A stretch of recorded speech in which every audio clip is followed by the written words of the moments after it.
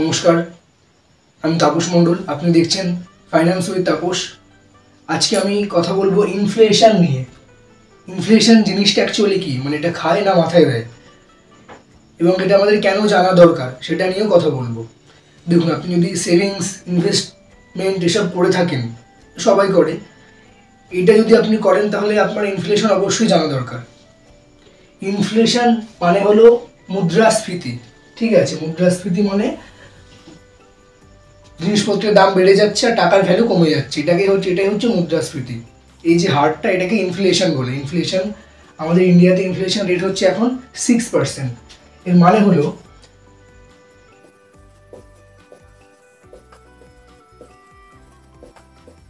মুদ্রাস্ফীতি মানে হলো জিনিসপত্রের দাম বেড়ে যাওয়া,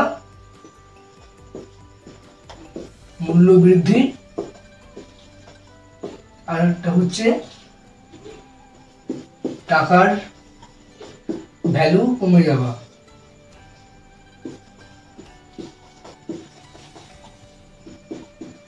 এটাই হচ্ছে মুদ্রাস্ফীতি, এটা হচ্ছে ইনফ্লেশন। এবার আমাদের দেশে ইনফ্লেশন রেট হচ্ছে 6%। এর মানে হলো যে জিনিসটা আপনি আজকে 100 টাকায় কিনছেন, পরের বছর সেই জিনিসটা আপনাকে কিনতে হবে 106 টাকা দিয়ে। বা আপনার কাছে যদি এখন 100 টাকার একটা নোট থাকে, পরের বছর গিয়ে তার মূল্য দাঁড়াবে, তার ভ্যালু দাঁড়াবে হচ্ছে 94 টাকায়। 6 টাকা তার ভ্যালু কমে যাচ্ছে। ঠিক আছে, 1958 সালে 1958 সালে 1 টাকাতে যা যা জিনিস হতো, 1 টাকায় যে যে জিনিসগুলো হতো, আজকে দাঁড়িয়ে 2025-এ আজকে দাঁড়িয়ে 100 টাকায় সেই জিনিসগুলো হয়। 1958 সালে 1 টাকা দিয়ে আপনি যা যা জিনিস কিনতে পারতেন, 100 টাকা দিয়ে আজকে আপনি সেই জিনিসগুলো কিনতে পারবেন। মানে 1958 সালের 1 টাকার ভ্যালু যা ছিল, আজকে 100 টাকার তাই ভ্যালু, একই ভ্যালু। এটাই হচ্ছে ইনফ্লেশন।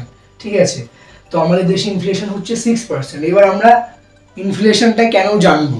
ঠিক আছে, জানবো তার হচ্ছে একটাই কারণ, আমরা যে সেভিংস করছি, ইনভেস্টমেন্ট করছি কোথাও, সেখান থেকে আমরা রিটার্ন কত পাচ্ছি, ইয়ারলি আমরা রিটার্ন কত পাচ্ছি।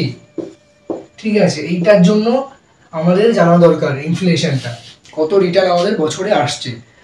আমাদের ইনফ্লেশন হচ্ছে 6%, তাহলে আমাদের রিটার্নটা ইনফ্লেশনের থেকে বেশি দরকার।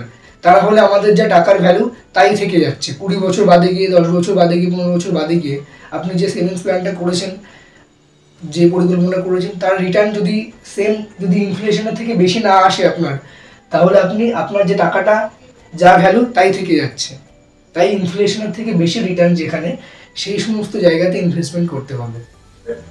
আমাদের যে টাকা, সেই টাকা যদি আমরা বাড়িতে রেখে দিই বা ব্যাংকে কোথাও রেখে দিই, যেখানে আমি কোনো ইন্টারেস্ট পাচ্ছি না, বা পেলেও 4%, 5% পাচ্ছি, তাহলে আমার টাকার তো ভ্যালু কমে যাচ্ছে। 6% হারে প্রতি বছর টাকার ভ্যালু কমে যাচ্ছে 6% হারে। তাহলে এই যে ইনফ্লেশনটা আমাদের টাকাটাকে খেয়ে নিচ্ছে, এইটার জন্য আমরা কি করতে পারি? এটা how to deal with inflation. আমরা এর জন্য কি করব? আমাদের যে টাকার ভ্যালু প্রতি বছর কমে আসছে, তার জন্য আমরা কি করব? ফার্স্ট, বুঝে খরচ করুন। যে মানুষ তার ইমোশনকে, আবেগকে, মনকে কন্ট্রোল করতে পারে না, সে তার টাকা পয়সাকেও কন্ট্রোল করতে পারে না। সেকেন্ড যে কাজটা করব সেটা হচ্ছে সেভিংস, সঞ্চয়। টাকা একটাই কথা বলে যে আজকে তুই আমাকে বাঁচা, কালকে আমি তোকে বাঁচাবো।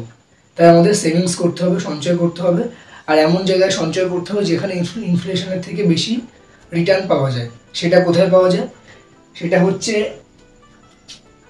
1 নম্বর ইউলিপ প্ল্যানগুলোতে, যেগুলো হচ্ছে insurance, unit link insurance plan, ULIP. এগুলো রিটার্ন প্রায় 12 থেকে 15% রিটার্ন দেয়, এগুলোতে ইনভেস্ট করা যেতে পারে। 2 নম্বর হচ্ছে মিউচুয়াল ফান্ড।